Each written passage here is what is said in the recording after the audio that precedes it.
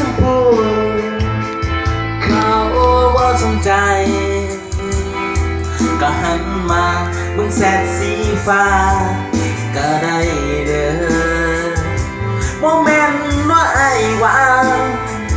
แค่อยากสิเว้ากับเธอแต่ตอบซ้ำน้องอยู่เด้อหูบอกรำคาญก็บอกกันเด้อสิบอกเสอไปทักเจ้าอีกหูอยู่บ่มีสิทธิ์มันผิดตั้งแต่หักแล้วล่ะงุดหงิดก็บอกกันด้วยหนหวยก็บอกกันมาสิบ่ทักไปหาคันเจ้าบ่อยากเว้าน้ำโอ้ยรำคาญก็บอกกันเด้อ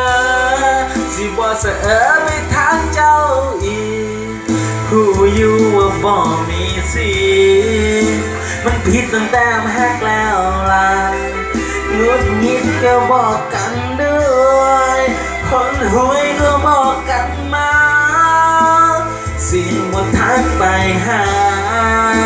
คันเจ้าบ่อยากเว้าน้ำเพื่อให้เจ้าสบายใจ